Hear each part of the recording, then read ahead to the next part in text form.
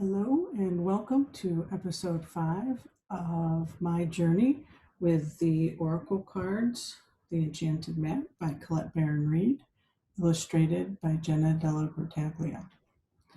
Today is Wednesday, excuse me, May 20th, and I did skip yesterday. I had a lot going on yesterday, so I didn't get to do an episode, but here I am today.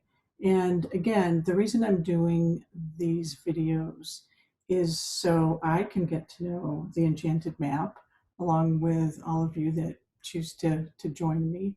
And as I do so, I do my own inner work. I do my own inner journey. And again, there's a companion book, a book that was written separately called The Map, which has been really transformative for me. And then when you get the deck of cards, it comes with the guidebook that tells you about all the cards. So I love this deck. I love this book because it talks about that inner landscape in our mind, that psycho-spiritual landscape, if you will, and where we are when we're behaving a certain way or feeling a certain emotion or have certain thoughts, especially those repetitive ones that we want to work through and move beyond.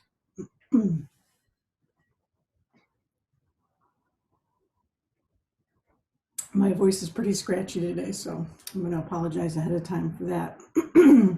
So the last time I was on, I had pulled Follow the Leader in the reverse position, which again, in Colette's decks is extra protection. It's not a bad thing. And in fact, every card I've pulled thus far has been in reverse. So I'm getting a lot of love from Spirit lately. And I did do some more thinking about this card. I asked the question, what do I need to know about the story I tell myself regarding my value? And again, remember when you ask the question with Colette's cards, you don't ask yes or no questions. These cards are not predictive. They help us to dig deeper into the story that we tell about ourselves and understand that from a different perspective. And so I talked a little bit about what it meant to me on the day that I pulled it, after percolating on it and doing some journaling and meditating. I will share that I also came up with the fact that, you know, the story that I tell myself regarding my value is that I am not a leader, that my story is not of value. And so I think by this being in the reverse position, it was giving me that gentle nudge to be more courageous and brave around the value that my unique life experiences in and of themselves have for people. And I believe that's true of all of us. So we will see what the Oracle has in store for me today. And again, there's no right or wrong way to shuffle. Whatever is comfortable. The cards are in all different directions. This deck talks about reverse cards. Some of Colette's decks do not talk about reverse cards, so it really doesn't matter what direction they are.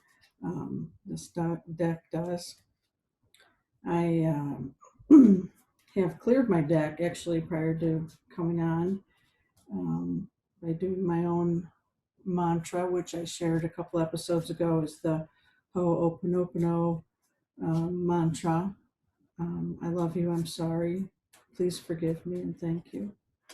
And that clears out any of the energy from any previous readings that I have done with the deck.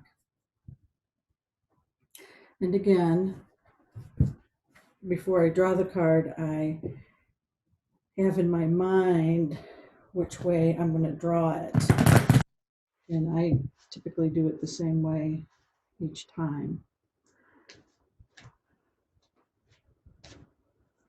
It's important to get grounded, to feel connected to your body, it's not a good idea to pull a card when you're not feeling grounded and not having the ability to step outside of yourself and be neutral.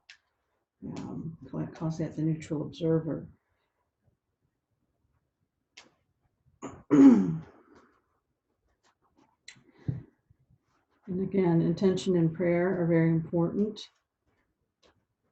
And today I intend to only speak the highest truth for my highest good and for the highest good of everyone. I do this by calling in divine source, my ancestors in spirit who love me unconditionally, all in spirit who love me unconditionally, including the animal spirits and animal guides. I do this only in love and light. So today I came up with this question. What is the next right action that will help me to progress on my path for my highest good and the highest good of all?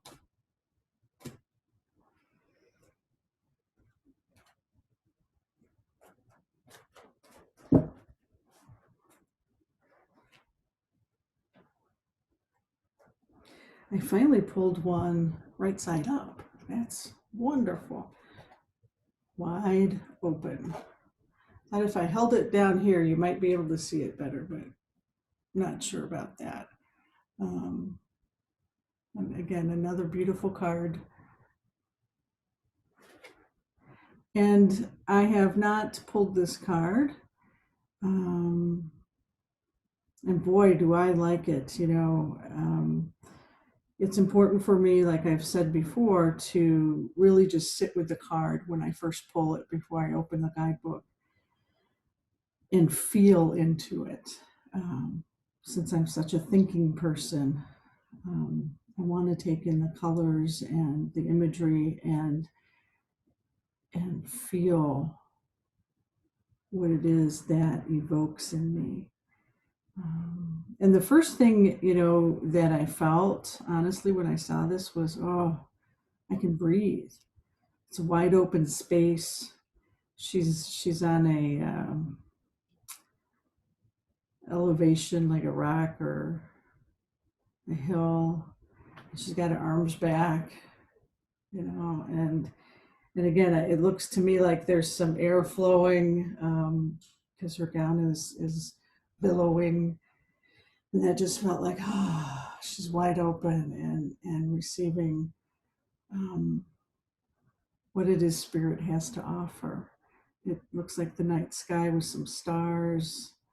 I believe that's a butterfly, which for me symbolizes transformation.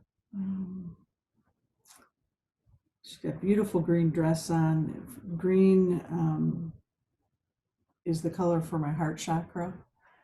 Green and pink rose quartz kind of color is that. And so that makes sense that I felt breath, that wide open breathing when I first saw this.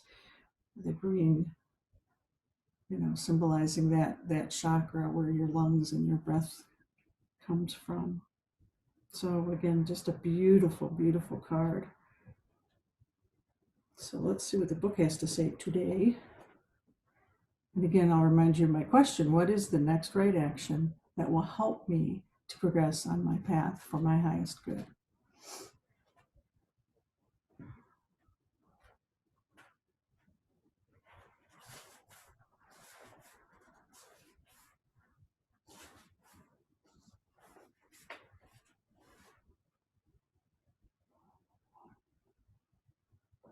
You are free to express your uniqueness to the world and share in all the bounty of life's endless possibilities. All manner of opportunity are presented to you at this time. The wide open card is a signal that you're able to truly manifest your dreams and that your goals are in sight. Don't remain small and contracted. Instead, expand your horizons beyond what you believe to be your limitations. You have a unique voice that needs to be expressed in the world. The universe is supportive of new ideas and approaches at this time. So speak up and speak out. This card is a sign of the maverick who freely roams the wide open space of possibility. Allow for a greater vision to replace old ideas as you dream a grander dream. Well, that feels really good, right?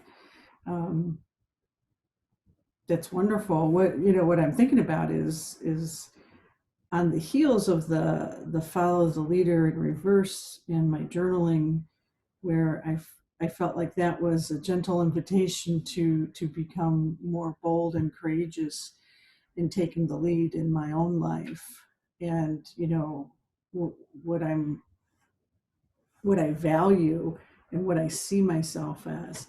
And I said, at the beginning of this video, my lived experiences place me in a unique position um, to help others. And so this card really just goes nicely with that. Honestly, it's amazing to me. Um, you're free to express that uniqueness to the world. My unique lived experiences.